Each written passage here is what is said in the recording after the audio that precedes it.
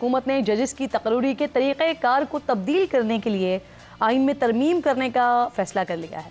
اس حوالے سے chief justice of Pakistan اور دیگر ججز کو بھی آگاہ کر دیا گیا ہے۔ گزشتہ روز جوڈیشل کمیشن اجلاس میں وزیر قانون نے شرکاء کو بتایا کہ حکومت آرٹیکل 175A میں ترمیم کرنے پر غور کر رہی ہے۔ وزیر قانون اعظم نذیر تارڑ نے اس کی تصدیق کرتے ہوئے یہ اشارہ بھی دیا کہ چیف جسٹس کی مدت ملازمت 3 سال کرنے اور جج کی ریٹائر 65 سال سے بڑھا کر 68 سال کرنے کی تجویز بھی گردش کر رہی ہے۔ ناظرین، ملک میں اس وقت اعلیٰ عدلیہ میں ججز کی تقرری 19ویں آئینی ترمیم اور آرٹیکل 175A میں بتائے گئے طریقہ کار کے تحت کی جاتی ہے۔ ججز کی تقرری کا فیصلہ چیف جسٹس آف پاکستان کی سربراہی میں قائم جوڈیشل کمیشن کرتا ہے، جس میں سپریم کورٹ کے 4 سینئر ترین ججز، 1 سابق چیف جسٹس، وزیر قانون، اٹارنی جنرل اور پاکستان بار کونسل کا نمائندہ شامل ہوتا ہے۔ جوڈیشل کمیشن ججز کی تقرری کے لیے سفارشات 8 رکنی پارلیمانی کمیٹی کو بھجواتی ہے، جس میں 4 سینیٹر اور 4 اراکین اسمبلی شامل ہوتے ہیں۔ اس کمیٹی میں حکومت اور اپوزیشن کی نمائندگی برابر ہوتی ہے۔ اگر یہ کمیٹی 14 روز میں فیصلہ نہ کرے تو عدالتی کمیشن کا فیصلہ حتمی تصور کیا جاتا ہے۔ آئین میں کی گئی یہ واحد ایسی ترمیم ہے جو کسی بھی منتخب حکومت کی جانب سے سپریم کورٹ کے حکم پر کی گئی تھی۔ اس وقت کے chief justice mister justice Iftikhar Muhammad Chaudhry کی سربراہی میں فل بینچ نے پارلیمنٹ کو حکم دیا تھا کہ 18ویں ترمیم میں ججز کی تقرری پر نظر ثانی کی جائے۔ عدالت نے فیصلے میں کہا تھا کہ 18ویں ترمیم کے تحت ججز کی تقرری میں چیف جسٹس کی رائے کی اہمیت کم ہو گئی ہے۔ پارلیمانی کمیشن کو ججز کے نام مسترد کرنے کا اختیار دینے کا مطلب انہیں ویٹو پاور دینا ہے۔ پارلیمانی کمیشن میں 4 ارکان مقرر کرنے کے اختیار سے ججز کے تقرر کا معاملہ سیاست زدہ ہونے کا خدشہ ہے۔ 2010 میں جس وقت یہ ترمیم منظور ہوئی تو پیپلز پارٹی اس کا کریڈٹ لیتی تھی۔ اس وقت کے وزیر اعظم یوسف رضا گیلانی، یہ ان کا کریڈٹ ہے کہ 1 سال میں پارلیمنٹ سے 2 ترامیم منظور کروائی ہیں، لیکن اب پیپلز پارٹی ایسا نہیں سوچتی ہے۔ بلاول بھٹو کے مطابق 19ویں ترمیم پارلیمنٹ سے زبردستی منظور کروائی گئی تھی۔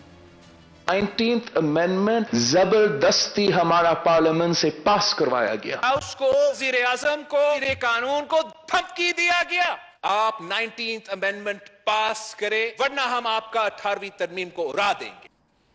آج حکومت چیف جسٹس کے عہدے کی مدت طے کرنے کے اشارے بھی دے رہی ہے، لیکن پہلے یہی نون لیگ تھی جو اس کی بھرپور مخالفت کیا کرتی تھی۔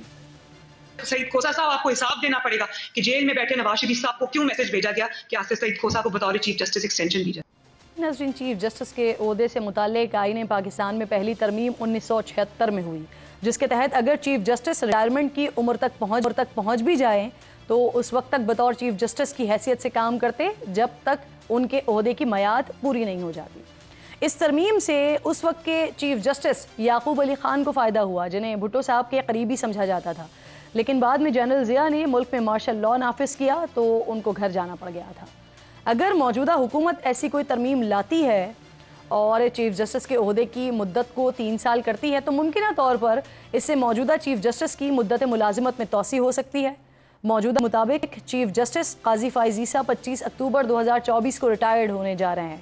ان کے بعد جسٹس اعجاز الحسن کو چیف جسٹس بننا تھا، لیکن قبل از وقت ریٹائرمنٹ کی وجہ سے اب جسٹس منصور علی شاہ اگلے چیف جسٹس ہوں گے۔ اگر حکومت چیف جسٹس کے عہدے کی مدت 3 سال کر دیتی ہے تو موجودہ چیف جسٹس قاضی فائز عیسیٰ 2026 تک اس عہدے پر فائز رہ سکیں گے۔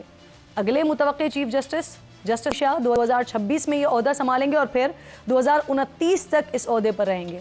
اگر ایسا ہوا تو جسٹس منیب اختر چیف جسٹس نہیں بن سکیں گے کیونکہ وہ 2027 میں ریٹائر ہو جائیں گے، اور اس کے بعد جسٹس یحییٰ آفریدی 2032 تک چیف جسٹس رہیں گے، لیکن اس دوران جسٹس عائشہ ملک ریٹائر ہو جائیں گی جو پہلی خاتون چیف جسٹس بن سکتی ہیں۔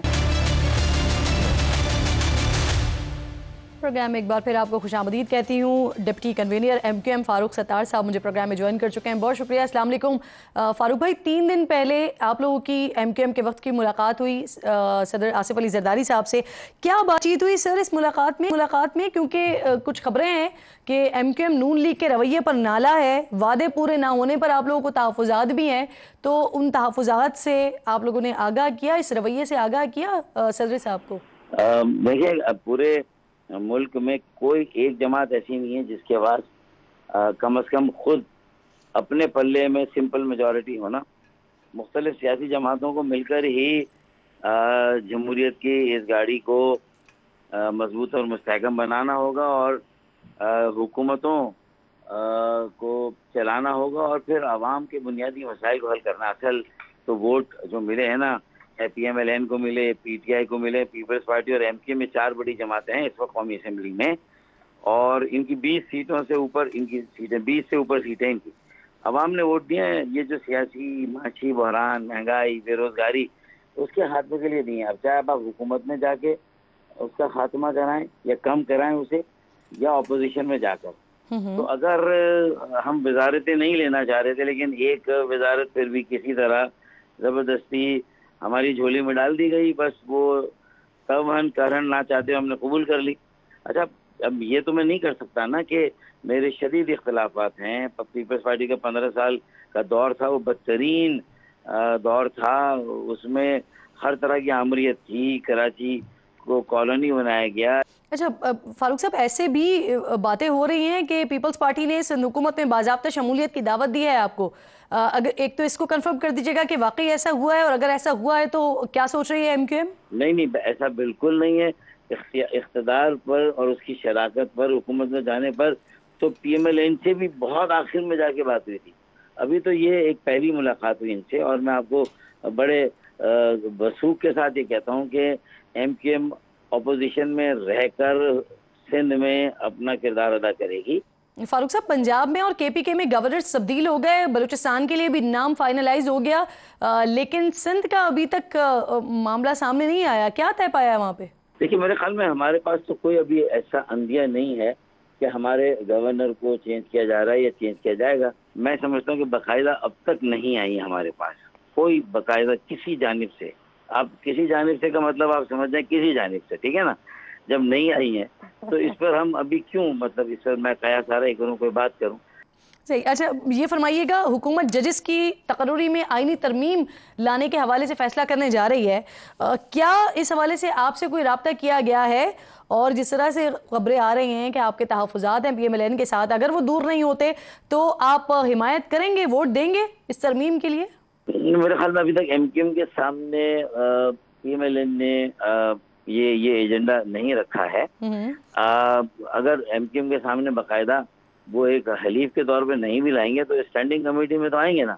بکرے کی ماں جب تک خیر بنائے گی کہیں نہ کہیں تو پھنسے گی، تو ہم ان کو آڑے ہاتھوں لیں گے اور ہم دیکھیں گے کہ اس پہ ہمارا اختلاف ہے، ہمارا اتفاق ہے، اور یہ اس کی بنیادی وجہ کیا ہے آگے، مطلب ہم کیوں جوڈیشری میں جو بنیادی ریفارمز ہیں اس میں جانے کی بجائے ہم ایک ایجنڈے پر جا رہے ہیں جو سنگل ایجنڈا جو ہم ایڈریس کر رہے ہیں۔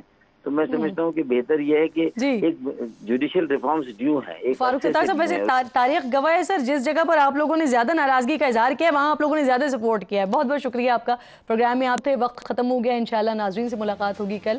اپنا اور اپنے ملک کا خاص خیال رکھیے، اور فلسطین کو اپنی دعاؤں میں یاد رکھیے۔ اللہ نگہبان۔